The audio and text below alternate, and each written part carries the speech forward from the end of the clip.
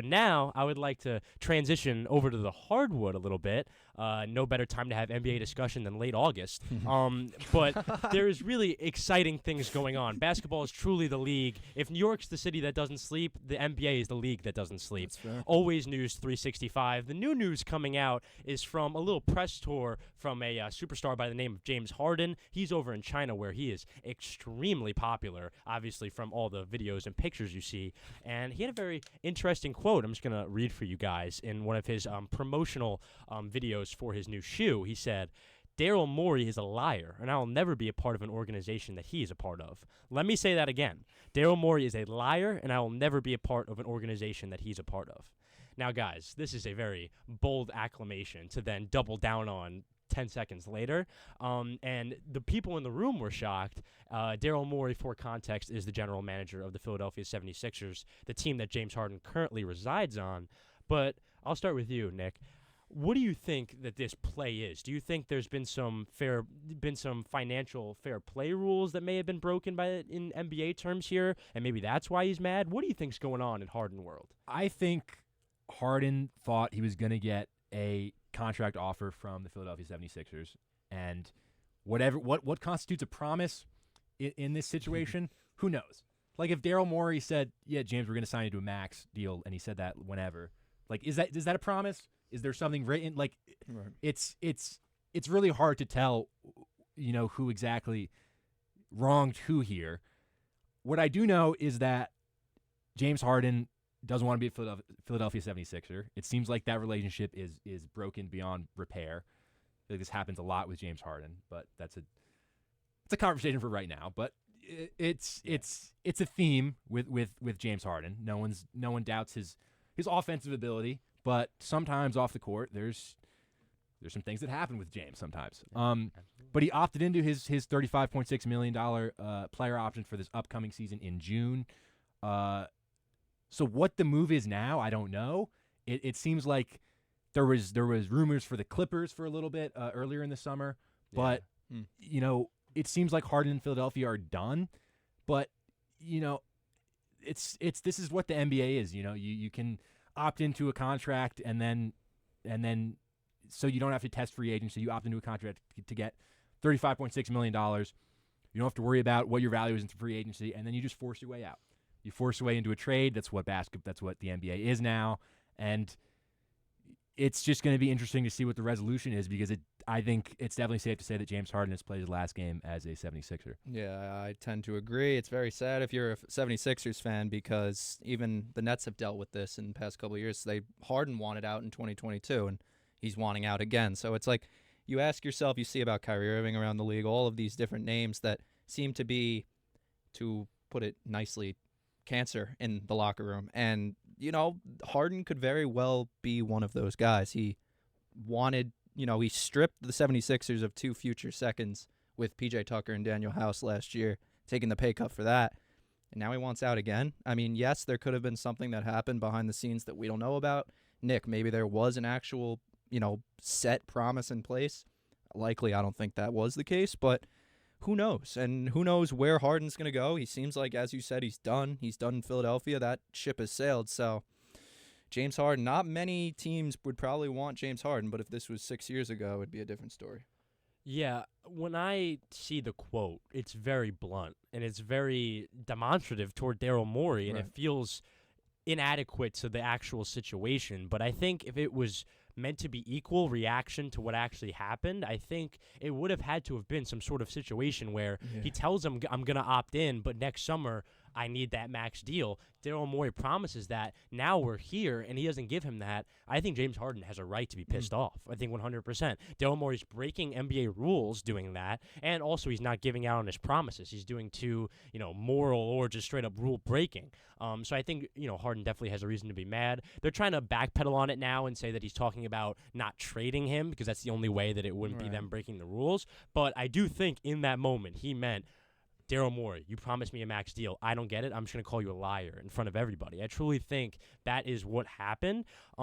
So I think that he has a right to be mad, as I just said. But also, Reggie Miller had an interesting point when I was on NBA TV a couple days ago.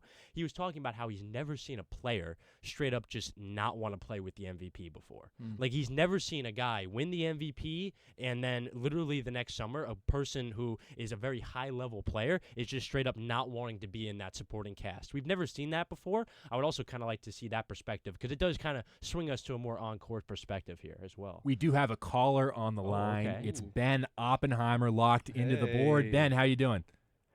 I'm good. I'll tell you guys, it's like watching Keeping Up with the Kardashians with all this stuff that's going on.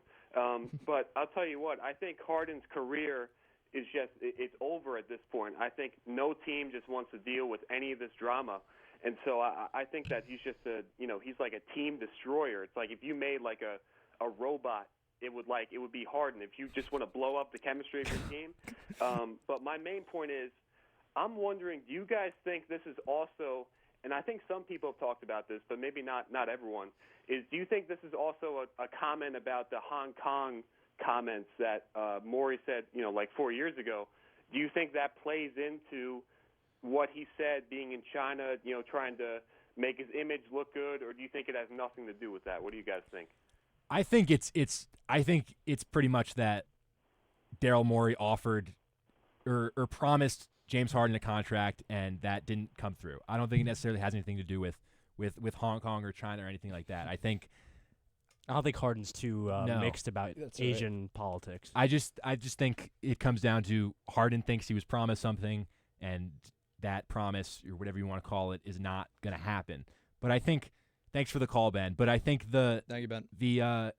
What you were saying before, Chris, about the on-court, ramifications of this, and for the 76ers, because with James Harden not wanting to play with the MVP, you've got the MVP, you've got Joel Embiid. Where do you go from now? Because it seemed like Harden was a perfect, second option to have Harden and Joel. I mean, you got it to Game 7 against the Celtics. Who knows if you can win that game and how much further you can go. But, it almost feels like we're sliding a little bit towards potentially tearing it all down in Philadelphia and moving on from Joel too.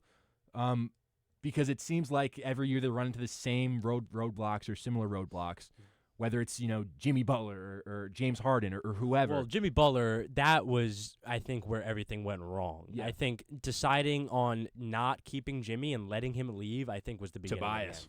Yeah, it was very much the Harden trade of from the Nets' perspective when we traded Harden for Karras and basically the soul of our roster. It felt very similarly to that. What I was going to say to Ben's call, first of all, if there was a robot to break basketball team chemistry, we know who that is, and I don't even need to bring up names, but everyone in this room knows who I'm talking about. Anyway, I feel like Harden almost, because, going from that perspective of just being like a chemistry killer, I disagree. I think Harden gets a bad rap, honestly. I mean, you look at the places he's been, he was nothing but loyal to Houston. I mean, he was the reason for every single one of those years' success. Like, they don't have any sort of success without Harden. Has maybe one of the most insanely ridiculous scoring seasons maybe in the history of our league, and stays loyal to them all the way up until the end, where they're basically the worst team in the NBA. Stayed with them all the way until the end, and then comes to Brooklyn. A lot of that in Brooklyn, I think, gets portrayed onto him, but it isn't necessarily true. I really think he wanted to make it work in Brooklyn, and then this Philly move. I think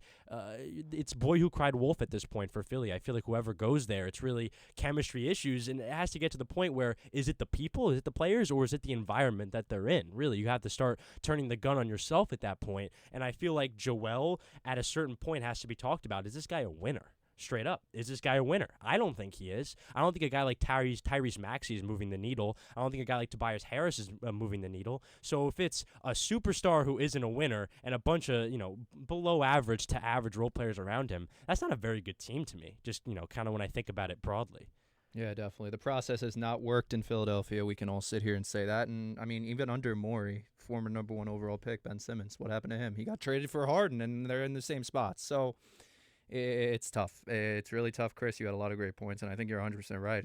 It's not looking pretty in Philadelphia, and they might have to tear it all down. And I feel like, Harden's going to get the slander for for saying Dale Moore is a liar. And I'm not the biggest James Harden fan. I know you think very highly of him, Chris. But I feel like in all of these conversations, whenever anybody talks about the 76ers, like Joel Embiid doesn't get a pass, but like he gets kind of a pass. He does. In these, you know, he's ghosted in big playoff games, and Can't stay healthy in the playoffs either. And you know, whether it's Ben Simmons passing the ball to Matisse Thybulle when he should have gone up for the dunk, something like that happens that takes the focus away from Joel Embiid. One more thing. I think Embiid and Jokic both got exactly what they wanted out of last season. I think Jokic got what he wanted, The which was the team championship. success, and Embiid got exactly what he wanted, That's a which good was the point. individual success. That's a good point. I mean, I don't know if you can. Joel would have liked to win a chip too. Sure. I think the MVP was more important to him. I really do. You and think I so? don't think it was to Jokic. And that's like what really like buys me into the whole he's not a winner thing. I really believe that. Yeah, I mean, it's hard to label people that if you're a winner or not a winner. But No, like, yeah, I know. but I mean, I get what you're saying. Like every year in the playoffs, it's like Joel doesn't come through, and then there's something else that happens that sort of takes the spotlight away from Joel Embiid. But you know, you've trusted the process for however long, and it's gotten you to this point. Almost 10 years. Almost 10 years you've been trusting the process. No, it's been 10 years and now. and the That's process crazy. is, you know, losing in the conference semifinals and having your second your one of your James Harden, a superstar, force himself out. So to think this all started with Nerlens Noel like a decade ago. Jeez. remember where you came from, Michael Yeah. Carter Williams. Philadelphia sports have been in shambles. They get all the way to the promised land and can't, fulfill it minus. But rough times for Philadelphia. Yeah, definitely. Absolutely, in every sport. Not rough times for New York, though, as we have the schedule releases for the Yes. different Yeah. teams. So if you guys want to get into that real quick. Yeah, it's exciting with the play-in, which is kind of a factor that we haven't had. I mean, obviously, me and Goose are very into English soccer, so we are very used to the in-season kind of tournament style. Goose, what do you think, kind of as a got a similar I think perspective? we were talking before how the in-season tournament sort of, it's like FA Cup vibes if you're a soccer fan, where it's just this competition that occurs in the middle of the season, and there's a trophy that you get, and it's going to start November 3rd. Group play begins in the championships. It'll all be wrapped up by December 9th. So a little over a month for this in-season tournament. But really the value of it is what the players put on it. Like there's of course the NBA's created incentives to try to make the players care about it, but that's really all it takes for something to be legitimate and for people to buy into something. It's just if the players care. Why does anyone care about anything? Why, exactly. You know what I mean? That's when people say things about even in soccer like the FA Cup or thing. It's the value that you place on it yourself. If you care, that means it matters. Like it's you can't label something as irrelevant or something that doesn't matter before it's even started. Because I think once it starts, it's going to be like normal NBA basketball, but with just a little bit of extra stakes. And it's an 82-game season that can drag on and on, especially when you know who's at the top of the West, who's at the top of the East, and that from the first month of the season. So it just gives a little extra spice to the season, in my opinion. I want to preface my comments by saying I love the NBA, I love college basketball, I have my whole life, and that won't change. But I do think that the style of the brand of NBA has gone down, like, in the past couple of years. That might just be an opinion, but I think too much money is coming into the game and too much money is taking away certain aspects of the game. Like, why is the All-Star game not a thing? Why does nobody care about the All-Star game? It's certain things like that. They don't try. They don't care. This is cool. This is a really cool idea, and it works in soccer, and I think it will work in the NBA in terms of getting, fans in the seats and people excited about certain games that normally wouldn't really mean much, right? November 17th at the Wizards, that's not going to be a normal game for most Knicks, in season, but now there's, a little bit of incentive to it. So it's cool. The idea is cool. Everything is cool about it, but in terms of just overall, I don't know. The game's lost its touch in a way. And I'm clinically online, so immediately my brain just goes to how can I use this play-in tournament to add to resumes, to debate people on Twitter about different things like that. This is going to be another thing added on the resume. Like LeBron has 3 play-in tournament. LeBron has. It's not going to be LeBron. How many play-in tournament titles does Michael Jordan have? That's what I mean. Like That's right. because I'm Undefeated. critically online. That's kind of where my brain immediately goes to. But it in severity, it really is something to add on to the resume, and it's just another level to the competition, more money, more merchandise, more tickets, just good for everybody, I feel like. But do we talk about Michael Jordan's record versus the Knicks? Do we? I mean, You know what I mean? Yeah. Like, is it really gonna I get your point. It's Yeah. something to debate. Oh yeah, he was undefeated in the play-in tournament. But is that really gonna matter if you don't make the playoffs to begin with? Only time will tell, really. I Right. mean, that all depends on the importance Yeah. that people put on it. As That's Guz true. was saying, the individual importance everyone puts on it. we could be looking back in 5-10 years, and the play-in tournament is or the in-season tournament rather is a big deal. That It just could be. depends on how much, Or it doesn't exist. or it doesn't exist, Yeah, or this could right. be a total failure. It could go either way. No matter what month of the year it is, basketball it's a soap opera. There's always so much melodrama. It's always fun to check in on who's calling out who and who wants out from where. The scoop. This time it's James Harden. It'll probably be somebody new next week.